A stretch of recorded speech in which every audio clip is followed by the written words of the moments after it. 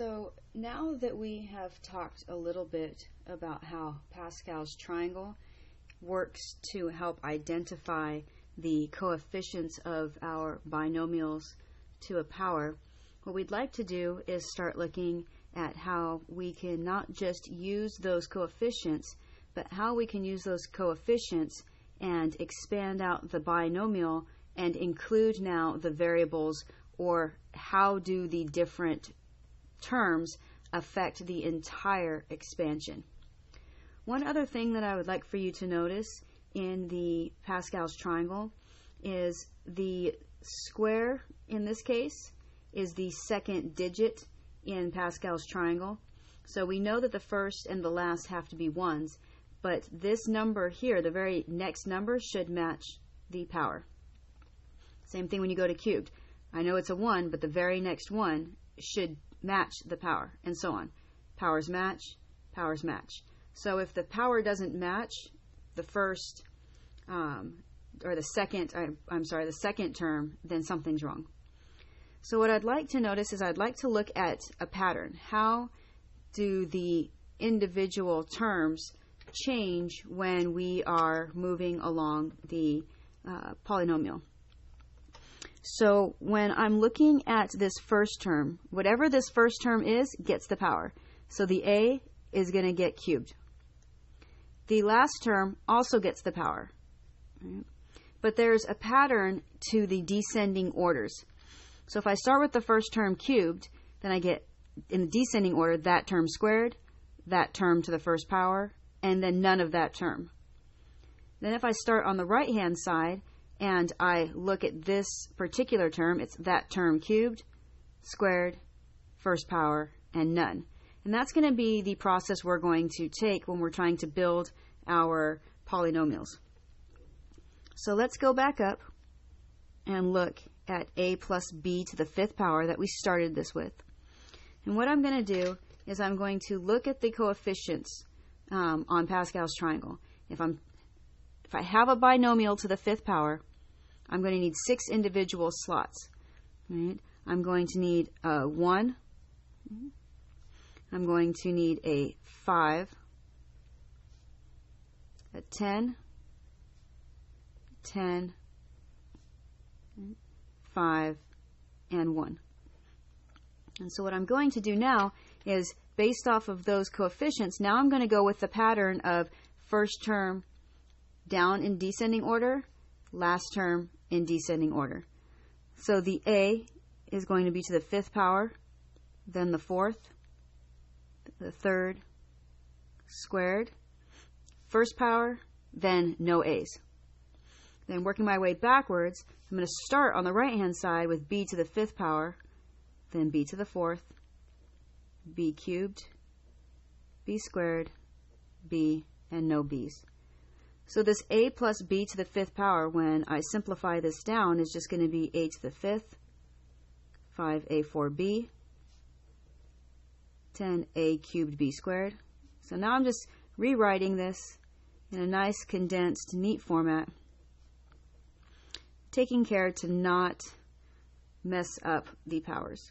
And so this would be the expanded polynomial for a plus b to the fifth power.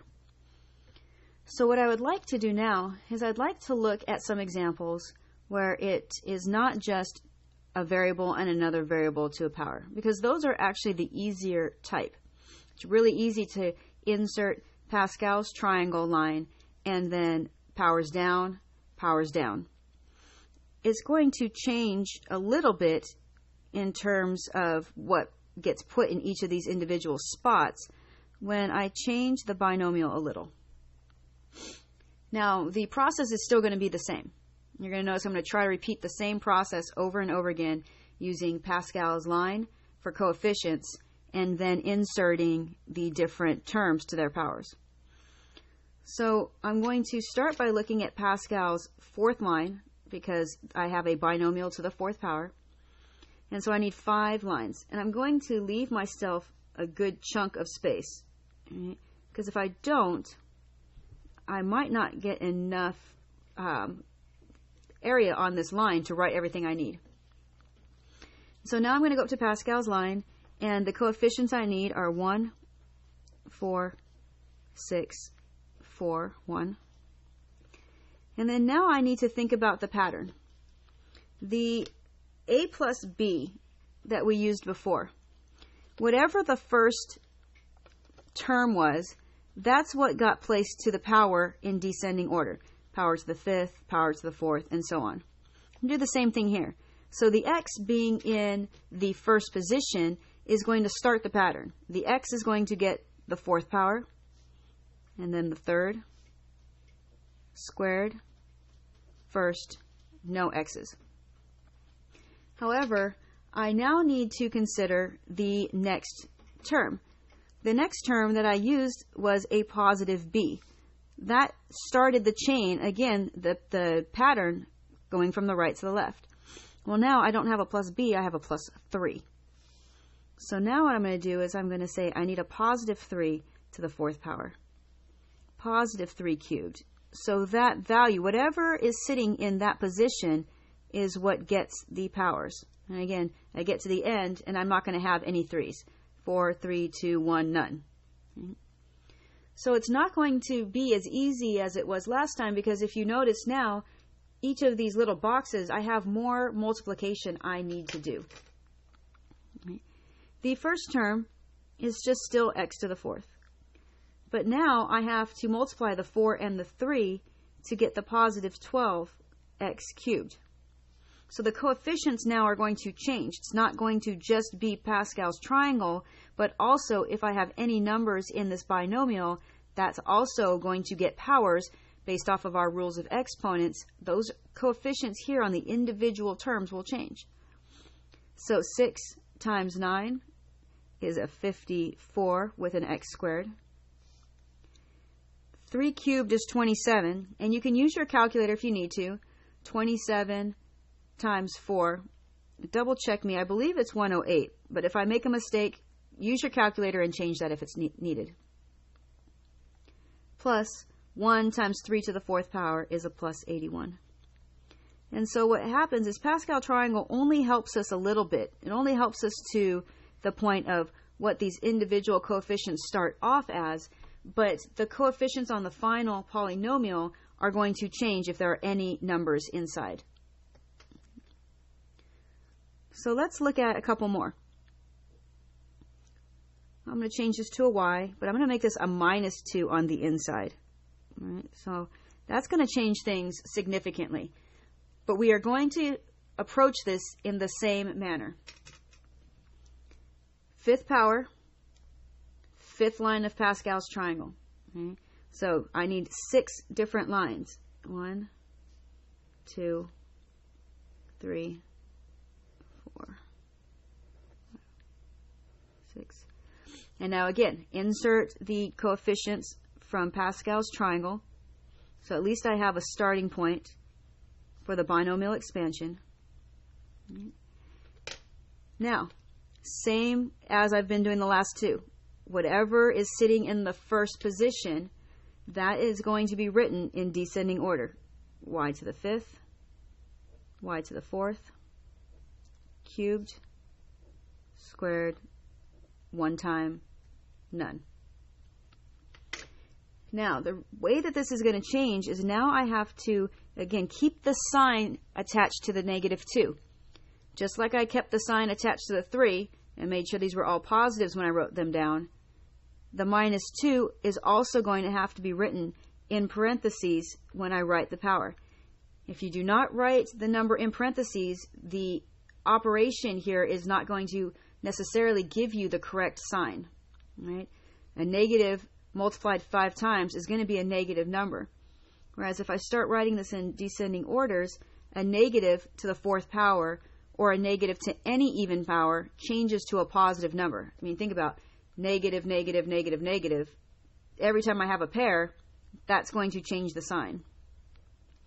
-2 cubed, -2 squared, -2. So when I simplify, again, y to the 5th, now I have a -2 times a +5, which is a -10 y to the 4th. So you're going to notice that anytime I have a negative to an odd power, I'm going to end up with a negative sign. Right? Negative 2 times negative 2 is 4. 4 times 10 is 40 y cubed. Negative 2 times negative 2 times negative 2 is a negative 8 times 10, or negative 80 y squared.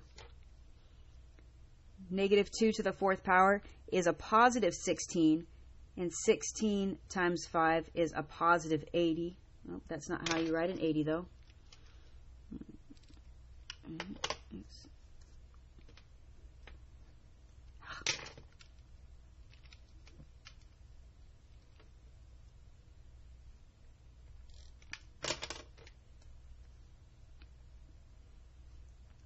And that's going to get just the y. Then this last one is going to end up being a negative, and 2 to the 5th power is 32. So what happens when you have a negative is that you're going to notice that the negative, when it's to an even power, is going to keep the term positive.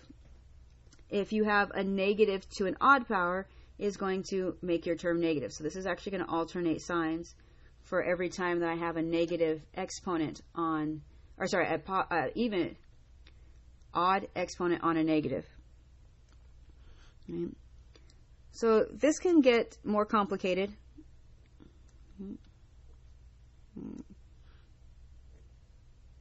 So let's start off with just putting a 2x minus y to the 3rd power. And so now I'm attaching a number to the first term, and I have a negative. Same exact process. Third line of Pascal's triangle means I need 4 of these individual spaces. The third line of Pascal's triangle starts with the coefficients 1, 3, 3, 1. Now, I don't just have one piece as a term. I have a 2 and an x, and that hasn't happened yet. It doesn't matter. Whatever is in that first position, that whole thing, that whole term gets the power. The whole term gets the power. So you're going to notice I'm going to put the whole term in parentheses. Right. The negative, again, for the negative y, is now going to also be in its own parentheses. Right. And again, if you don't make the lines big enough, you may end up having to squish it in there. So now we need a rule of exponents.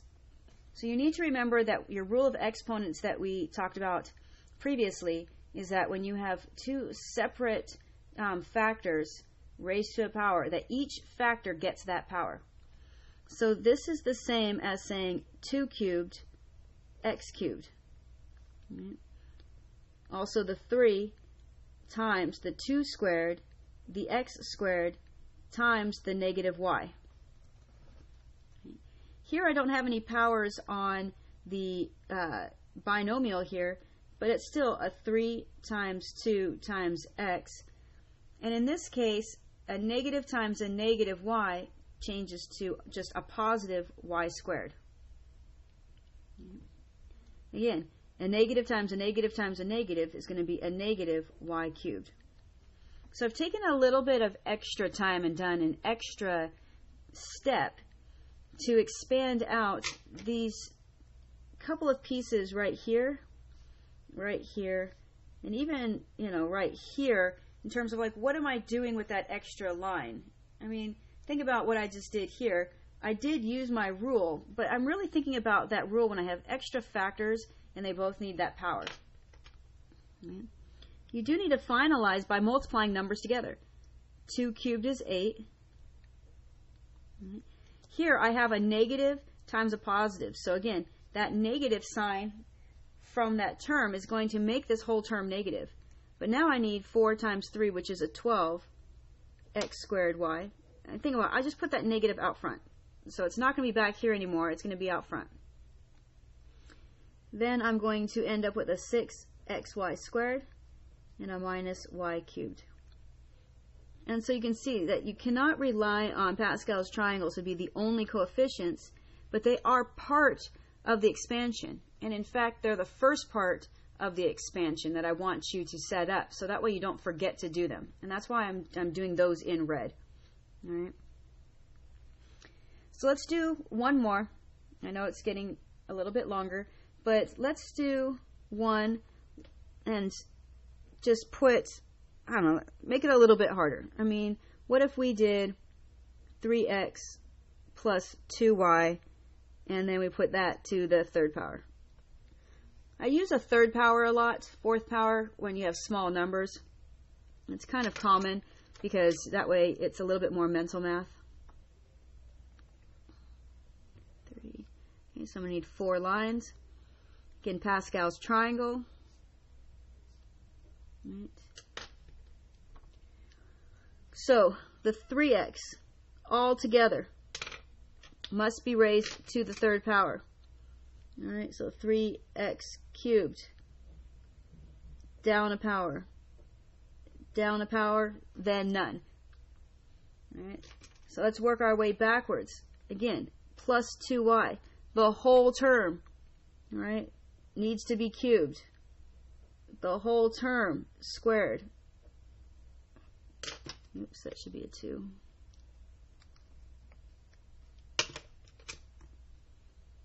The whole term, write nothing.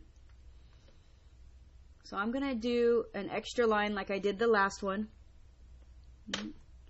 The 3 needs the cube, the x needs the cube. Now I have 3. This 3 needs to be squared, the x needs to be squared, and I have a 2y. I have a 3, an x. The 2 needs the square, and so does the y. The 2 needs the cube, and so does the y. I'm using that rule of exponents from previously, again, to expand out when I have these extra, more than one unlike term inside, or unlike factor. So the first term, 27x cubed, plus, I end up with 27 times the 2, which I believe is 54 x squared y. And then here I have 3 times 3 is 9. 9 times 4 is a 36 xy squared. And then plus 8y cubed. So just take your time. Right? Remember the process. Right? Give yourself the correct number of lines. Whatever your power is, you need one more space. Start off by writing the digits from Pascal's triangle, and then take the first term, descend it, the last term, starting in the opposite direction, and descend it. Right? Good luck.